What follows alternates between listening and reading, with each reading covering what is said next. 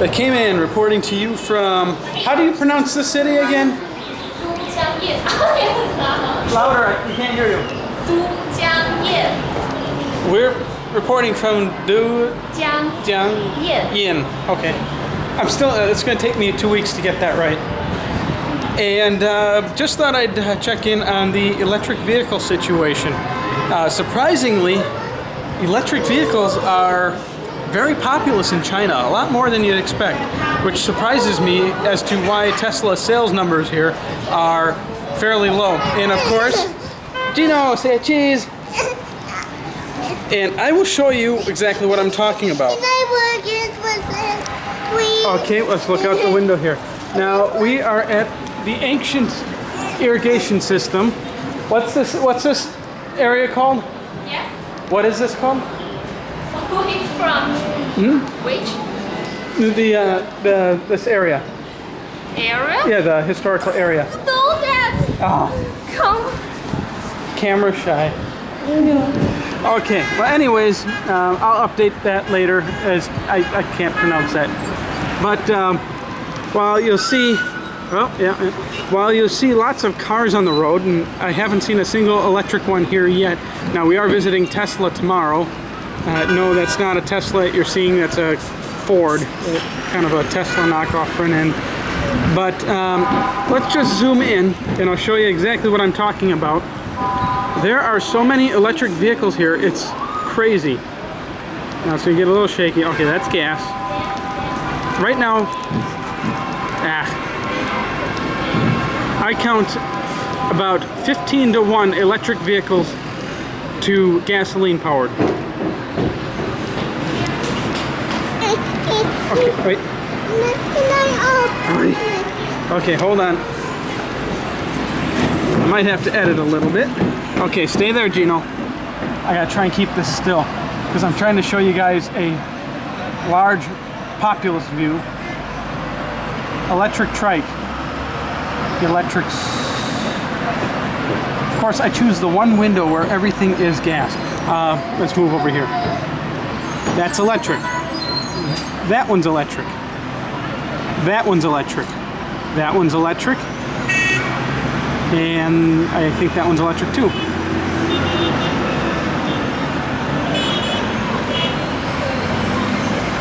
Electric, electric, electric, electric, electric, electric, electric, electric, electric, electric, electric, electric.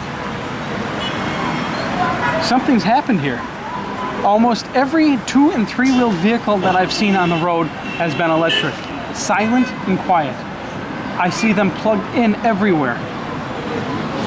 Okay, Gene, let's move this window. Absolutely everywhere. I see them plugged in and parked. There we go. Electric. Electric. That one's gas. Electric. Electric. Electric.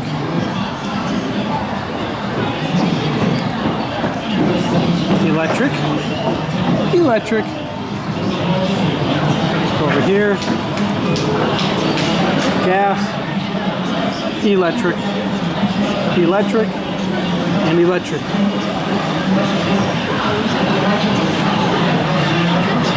Electric. And electric.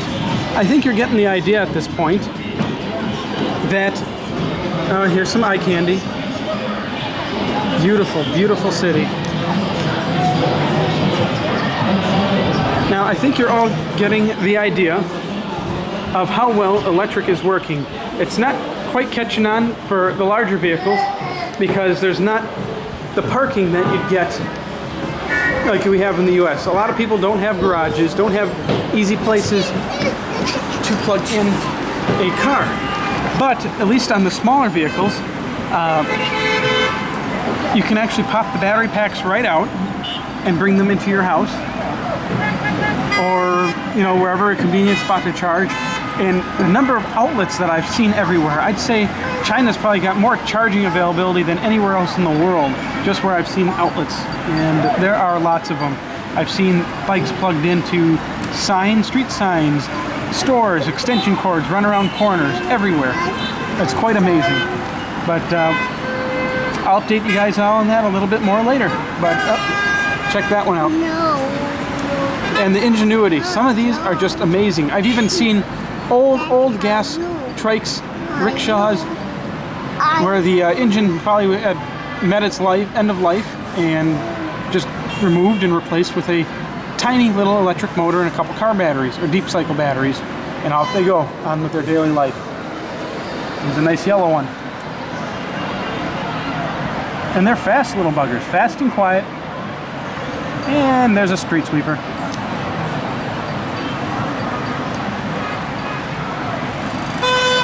Come on. He's waiting, doesn't want to get run over. So there's view number one.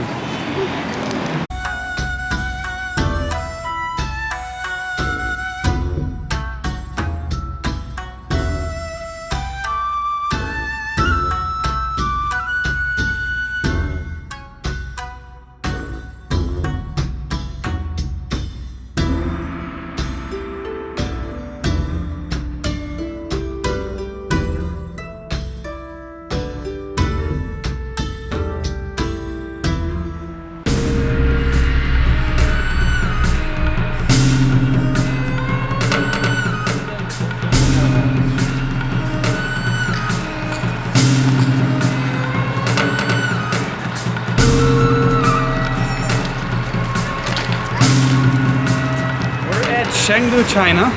Did I say that right? Yes. Okay, good. We're outside the Chengdu Tesla store, which is actually the current largest Tesla store in the world. They also have 4 supercharger stalls and 8 high-powered 80 amp wall chargers. They do use the Type 2, I believe, Meineke style charging plug.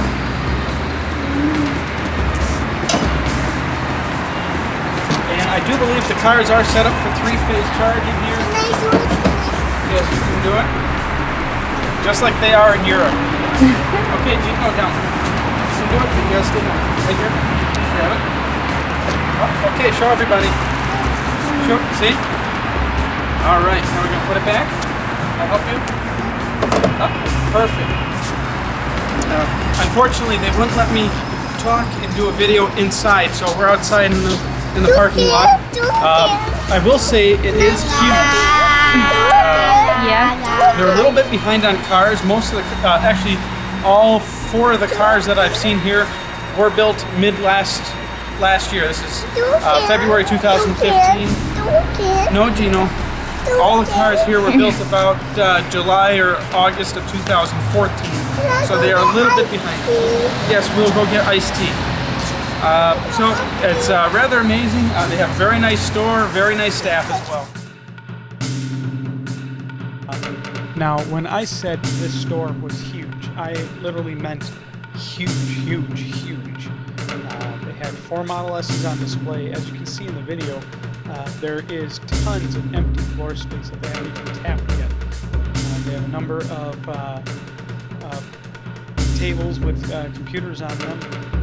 Macs, of course, so that way customers can sit down and go through the design and order pages. They have a few, they have a HPWC on display. They also have a supercharger station on display over on the other side. You can see it next to that black car. Very, very big store, and they even have a huge waiting room. Design studio was relatively impressive. It was in its own separate little room, and it was a silenced room, so you really couldn't hear anything from outside. And a nice comfy little chairs, and a great way just to sit down and talk with a sales representative. Now, the vehicles in China were a little bit behind what you see in the rest of the world so far. They still have only the single motor push the button cars. They didn't have any of the dual motor, including the skateboard chassis there. And of course, we had Geno sitting in the trunk. Keeping himself occupied. Everybody was cracking up. Trunk up, trunk down, trunk up, trunk down. And of course, you had to say the magic words, Shazam.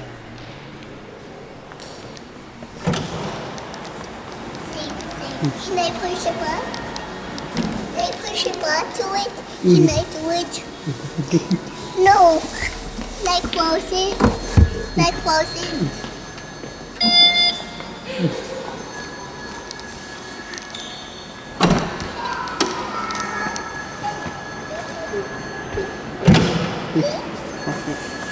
Okay, out. Like, oh, we don't have sand. Ah!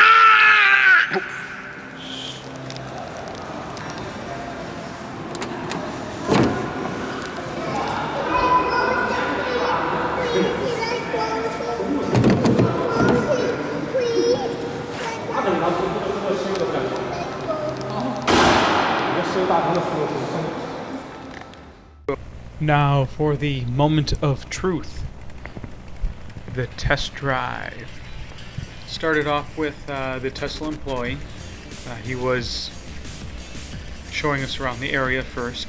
Took us to a little more of a less crowded street. Now I'd like to have left the recorded audio on, but of course there was music in the background.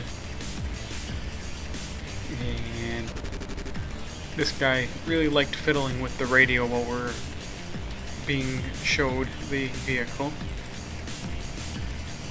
And a few points he really cranked it up. But right now we're leaving Tesla's parking lot. It's kind of like a gated business park. There's a 24-hour security guard to let people in and out. And yes, he was armed. So at least you have the how can I put it? At least you know you're safe while you're supercharging.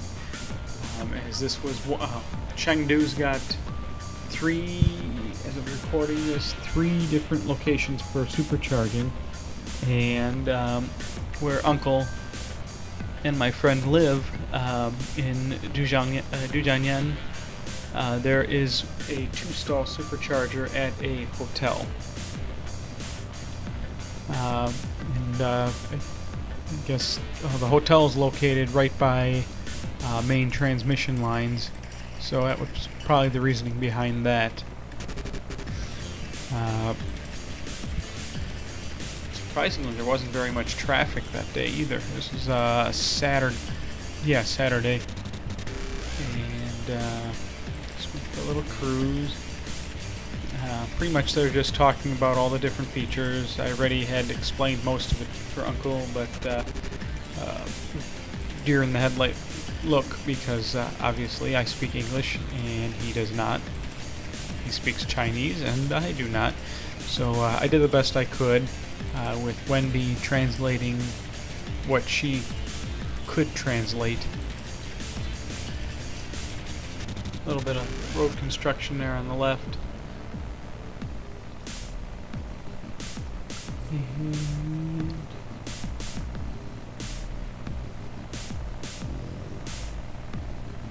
that's neat little vehicles in China. A lot more electric than I was expecting.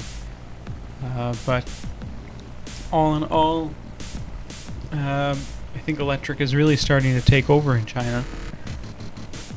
Uncle's friend, Mr. Ting Ting, I kid you not, that is his name, he was looking into purchasing a Tesla, and in fact Mr. Ting Ting's co-worker, who I got the name, but there's no way I'm going to pronounce it. She has a Model S, and I asked Mr. Ting Ting why he ended up not purchasing a Model S, and the consensus was afraid of not being able to plug in. And while they understood that you could plug into pretty much any style outlet, just like so many of the small electric motorcycles do, I didn't see any other electric cars in China while we were there. Just some electric rickshaws, converted rickshaws, and tons upon tons and upon tons of electric motorcycles and bicycles. And so basically it was the whole idea of charging. There really aren't level 2 charging locations, at least not outside major cities like Beijing and Shanghai. Pretty much it's supercharged or nothing. So that's why since Chengdu is one of the biggest, or bigger, well, it is the biggest city, it's like the capital of this province. That's why Tesla's got 3 separate supercharging locations in Chengdu. And they're really starting to branch it out. I'm looking at the supercharger map on another computer, and just since we were in China, I see just tons of superchargers starting to pop up that weren't there before.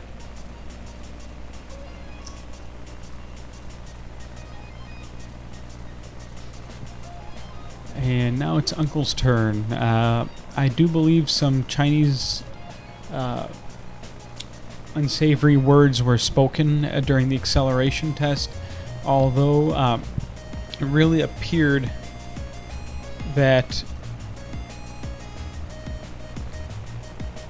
the car was considerably more limited acceleration-wise than what they do in the US. I'm not sure if it's because some of the roads are not as good, which surprisingly I found most of the roads we were driving on were actually surprisingly smooth compared to what I have in my city here. But also probably some of the road congestion that's around. They didn't want anybody test driving and smashing into a rickshaw or a pedestrian.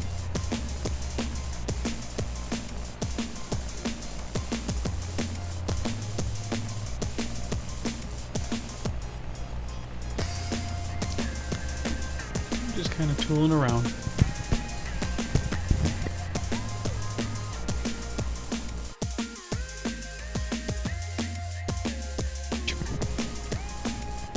Now, just looking at charging availability, looks like I'm editing this video.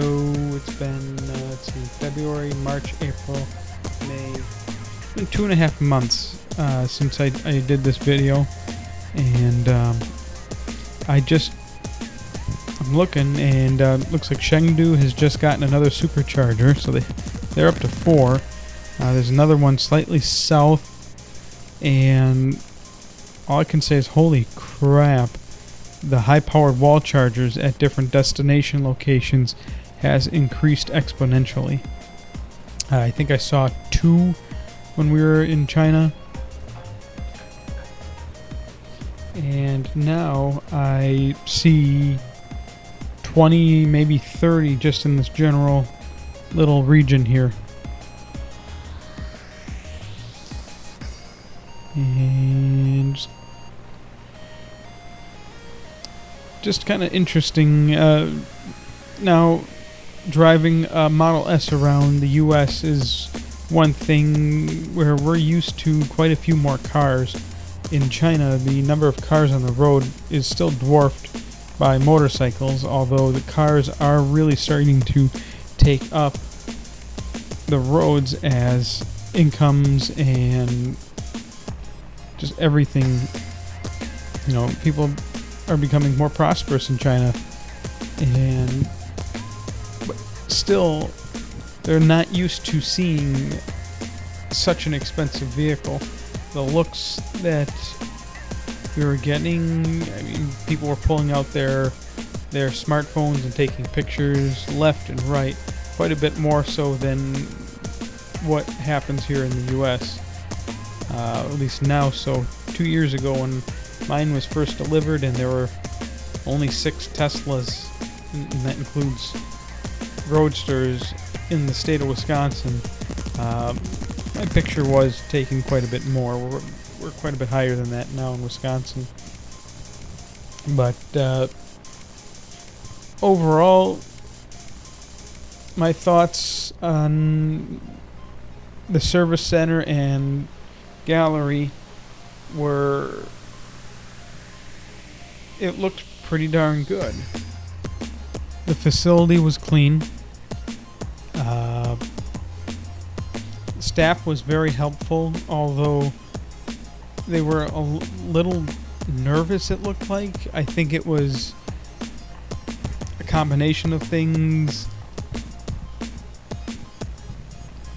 And I think the reason the staff was nervous is we were there really short, like a week after Tesla had announced that sales in China sucked. They were really, really poor, and that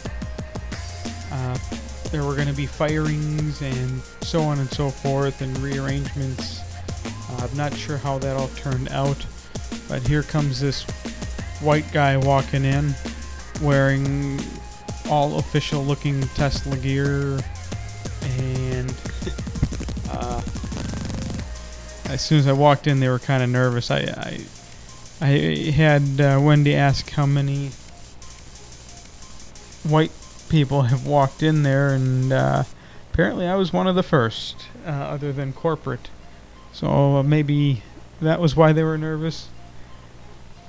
That, and of course we had some cameras. They told me that after I recorded a little bit that I could not record inside, and that I'd have to go outside to do any video recording. That was already after I had done some recordings, so I didn't get to show you guys as much as I wanted to. They told Wendy and her father that they could take as many pictures of whatever and anything they wanted, video or a snapshot. You just saw Vinny's foot there, sitting on my lap. Apparently car seats aren't a requirement in China. So apparently there was some unease with me there.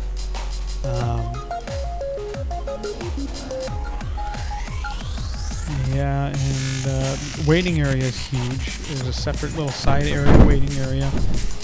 Lot larger selection of snacks and beverages than we have at at least the service centers and sales centers that I've been to here. They were eager to help out, answer questions, at least what I could understand. Things were a little behind in a way. They still had all older version Model S's. Most of them were manufacture date of last year, 2014 July and older. And we're talking, this is middle of February of 2015, well after the P85Ds were already shipping.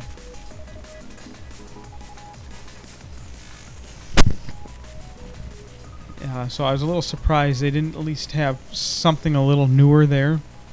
And just to counter that, the people that I talked to, other Chinese people that had been interested in a Tesla, including some people that I talked to that were vacationing here in the U.S., were concerned about the quality of the car in China as compared to the quality of the car in the United States. One example, I was at the Highland Park Service Center while my car was supercharging in January. This was right after I picked up my Chinese visas and I had to supercharge to make it home.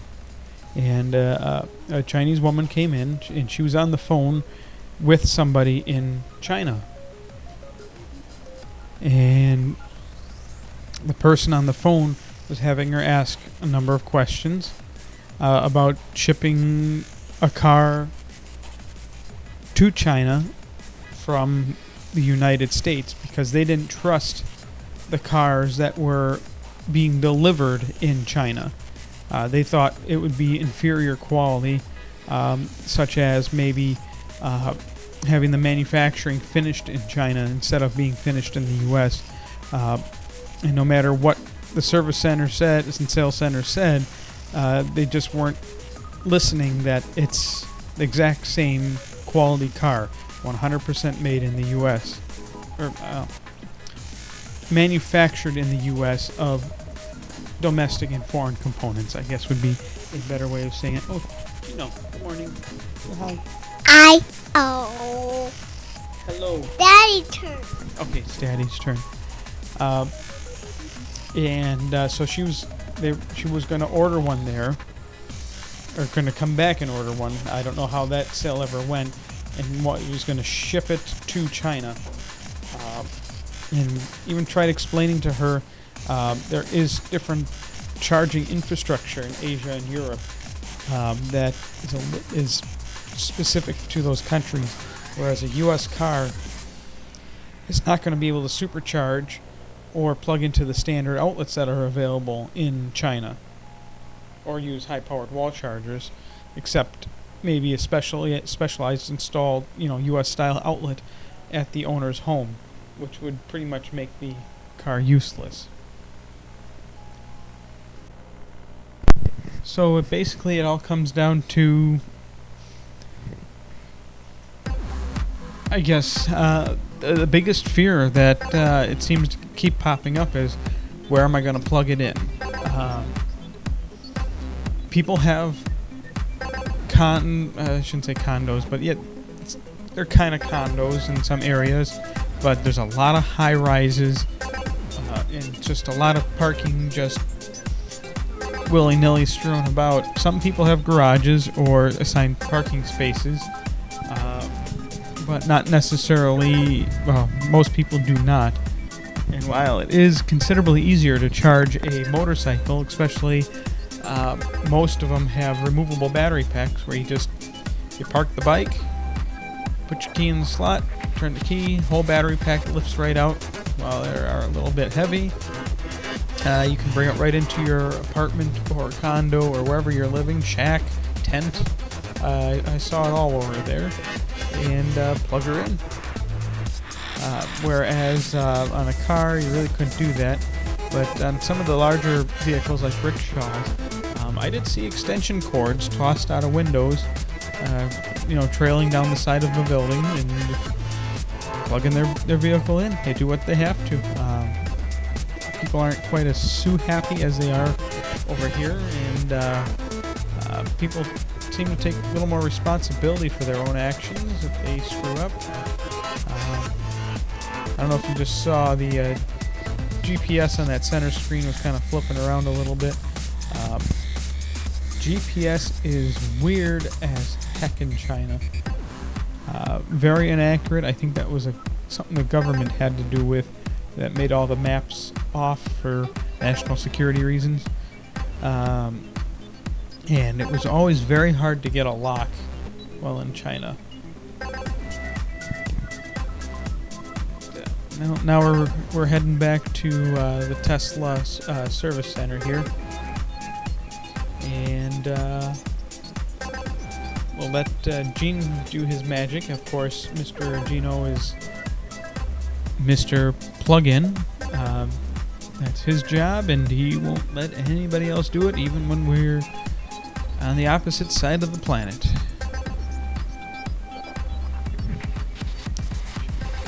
Right around the corner. But all in all, the car itself did good. Compared to other cars on the road, it is considerably larger in car for Chinese roads.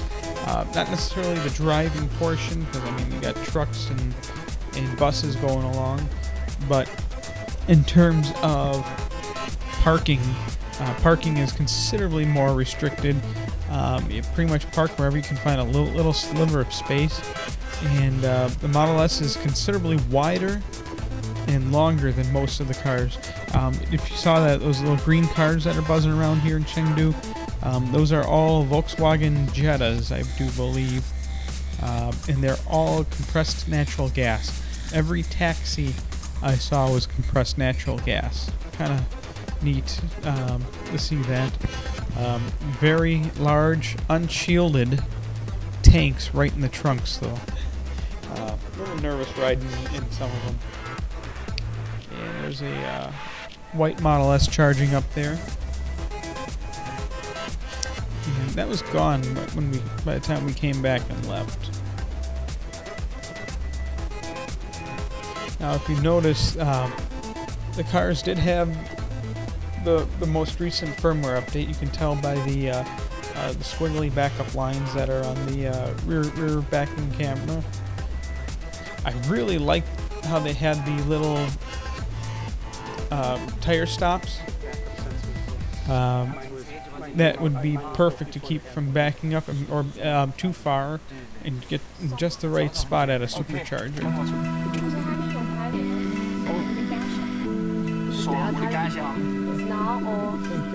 I'll leave the video up to itself at this point.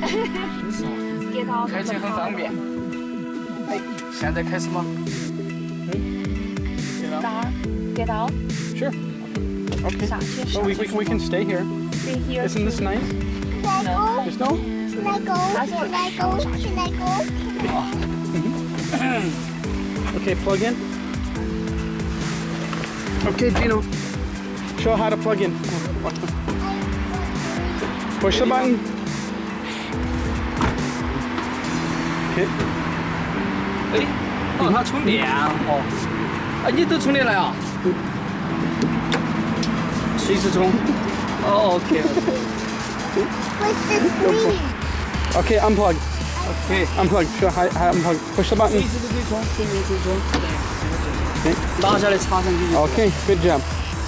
OK。这灯光是显示充满没？没有。蓝色的话表示它在继续准备好了。